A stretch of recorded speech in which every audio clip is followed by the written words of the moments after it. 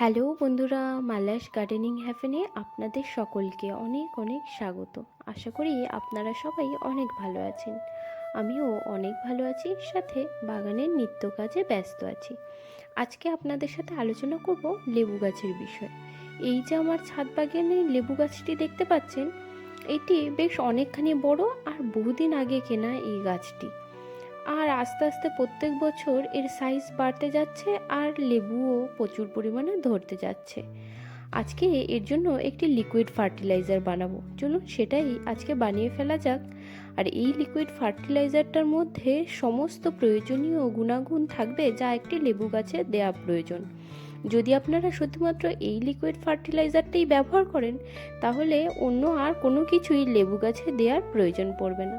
চলুন তাহলে ফার্টিলাইজারটা বানিয়ে ফেলি, আর সাথে এটিকে দেওয়ার পদ্ধতিও আপনাদেরকে বলে দিচ্ছি। যেহেতু লেবু গাছটি অনেকটা বড়, সেহেতু আমি এখানে নিয়েছি, এই দেখুন, বাসি ভাত, আর তার সাথে প্রায় 1.5 মুঠ মতো ব্যবহার করব সরিষার খোল। এই পুরো খাবারটাই আমি ওই গাছটাতেই দেব। তো চলুন খাবারটিকে রেডি করা যাক। বাসি ভাত লেবু গাছের জন্য খুবই প্রয়োজনীয় একটা খাবার, কারণ বাসি ভাত থেকে হিউমিক অ্যাসিড তৈরি হয়, যা যে কোনো সাইট্রাস অ্যাসিডিক গাছের জন্য খুবই উপকারী।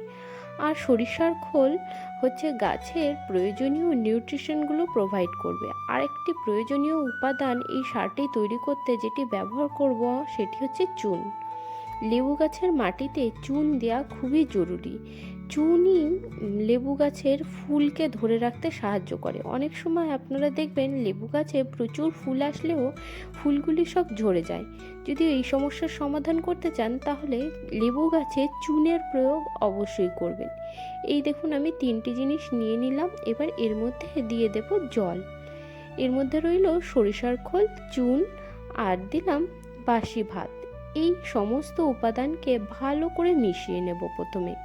আর এই জিনিসটাকে ডাইরেক্টলি ব্যবহার করা যাবে না। ভাতটা আগে থেকেই 7 দিনের পুরনো নিয়েছি, আর এই 3টেকে মিশিয়ে রেখে দেব আরও 1 সপ্তাহ। হাত দিয়ে ভালোভাবে একটুখানি কচলিয়ে কচলিয়ে চুনগুলোকে পুরো জলের মধ্যে মিশিয়ে নিচ্ছি। এই দেখুন, এইভাবেই আপনারা সারটিকে তৈরি করবেন। এবার একে রেখে দেব 1 সপ্তাহ। 1 সপ্তাহ রেখে দেওয়ার পরে চুন, ভাত আর ওই যে সরিষার খোল সমস্ত কিছু পচে গিয়ে 3টে সার একসাথে মিশে যাবে। আর এই একটা খাবারের মধ্যেই লেবু গাছের জন্য প্রয়োজনীয় সমস্ত উপাদান রয়েছে।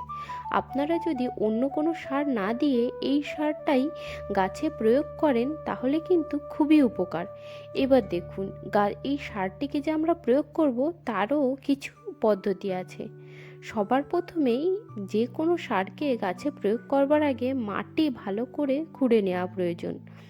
এই গাছটিতেই জাস্ট 1 মাস আগেই আমি সার প্রয়োগ করেছিলাম। আবার এই মাস শেষ হয়ে গেল, জানুয়ারি মাস আসছে, এই সময় এর মধ্যে আমি ওই এবারের যে তৈরি করা লিকুইড সারটা ব্যবহার করব।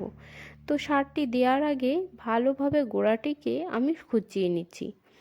গাছকে পর্যাপ্ত পরিমাণে নিউট্রিশন খালি উপর থেকে সার দিয়ে দিলেই হলো না, ভালোভাবে খুঁড়ে মাটিকে তৈরি করে নিতে হয়, যাতে সারটা মাটির মধ্যে ভালোভাবে অ্যাবজর্ব হয় আর প্রত্যেকটা শিকড়ের গোড়া পর্যন্ত এই সার পৌঁছে যায়, যাতে গাছ সেটাকে খেতে পারে। গাছ ভালোভাবে আগে খাবে, তবেই তো সে ফল দিতে পারবে, তাই না? এই কারণে ভালোভাবে প্রথমে খুঁচিয়ে নিচ্ছি, যাতে বায়ু চলাচলটা স্বাভাবিক হয় আর সারটা যেটা আমরা প্রয়োগ করব সেটা যাতে শিকড় পর্যন্ত পৌঁছাতে পারে। এই দেখুন, এইভাবে ভালো করে খুঁচিয়ে নিচ্ছি। ছাদ বাগানে সবচেয়ে কম পরিচর্যায় যে সকল গাছগুলি বেড়ে ওঠে লেবু গাছ তাদের মধ্যে একটি। এই গাছে খুব বেশি পরিচর্যা লাগে না, আর জলও খুবই কম লাগে, কারণ এটি কাঁটা জাতীয় গাছ। আর এই দেখুন, আমি গাছের গোড়াগুলি খুব ভালো করে খুঁজে নিয়েছি। আর এবার সাইড থেকে সমস্ত মাটি নিয়ে এসেছি মাঝখানে।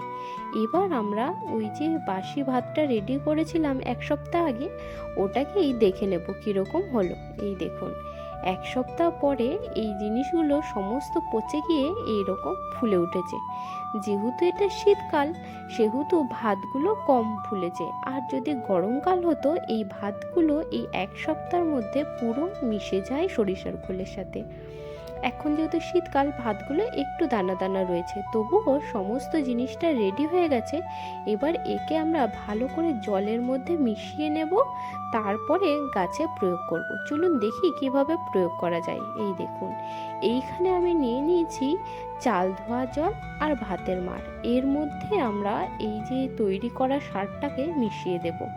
যেহেতু গাছটি আমার বড় গামলায় বসানো রয়েছে, সেহেতু এইটুখানি খাবার শুধুমাত্র এই একটা গাছেই দেব। এই দেখুন, এই সমস্ত বাটিটা ধুয়ে এই জলটার মধ্যে মিশিয়ে নিলাম। চাল ধোয়া জল আর ভাতের মাড় নর্মালি সমস্ত গাছে দেয়া যায় ছাদ বাগানে, আর লেবু গাছে বিশেষ করে এই জাতীয় খাবার দিলে কিন্তু খুবই উপকার হয়। এই দেখুন, এবার এই বাটির থেকে সমস্ত জল নিয়ে একটু একটু করে চারিদিকে ছড়িয়ে দেব। আর নিচের দিকে যে সকল ভাতগুলো ছিল সেগুলোকেও দিয়ে নিয়েছি। এবার এই যে ভাতগুলো আছে এইগুলোকেও আস্তে আস্তে করে চারিদিকে ছড়িয়ে দেব, দিয়ে তারপরে মাটি দিয়ে চাপা দিয়ে দেব। এই দেখুন, যে মাঝখানে যে মাটিগুলো নিয়ে চলে গেছিলাম সাইড থেকে, সেগুলোকে এবার মাটির উপর দিয়ে চাপা দিয়ে দেব। আর জল এইক্ষুনি আর জল দেব না, লিকুইড সার যেহেতু প্রয়োগ করেছি, আবার জল দেব 2 দিন পরে। মাটিটা চাপা দিয়ে দেব, ব্যাস। এইভাবেই এবার গাছটিকে এরপরে আর কোনো সার দেব না, আবার 1 মাস পরে আবার লিকুইড ফার্টিলাইজার তৈরি করে গাছে দিয়ে দেব। আমার এই গাছটাতে প্রত্যেক বছর জানুয়ারি মাস নাগাদ আমি এইভাবেই লিকুইড ফার্টিলাইজার তৈরি করে দিই। তাতে কিছুদিন পর থেকেই ফুল আসাও শুরু করে দেবে, আর প্রত্যেকটা ফলই ধরবে। আপনারাও চাইলে খুব সহজে এইরকম সার বানিয়ে গাছে প্রয়োগ করতে পারেন। শুধুমাত্র এই সারটি প্রয়োগ করেই গাছ কিন্তু সবুজ থাকবে, সুন্দর থাকবে, প্রচুর পরিমাণে ফল আসবে। তো আজকের মতন এইটুকুই বন্ধুরা, দেখা হচ্ছে পরের ভিডিওতে। আপনারা সবাই ভালো থাকবেন, সুস্থ থাকবেন, আর প্রকৃতিকে সুন্দর লাগতে গাছ কিন্তু লাগাতে থাকবেন। আজকের মতন টাটা বন্ধুরা।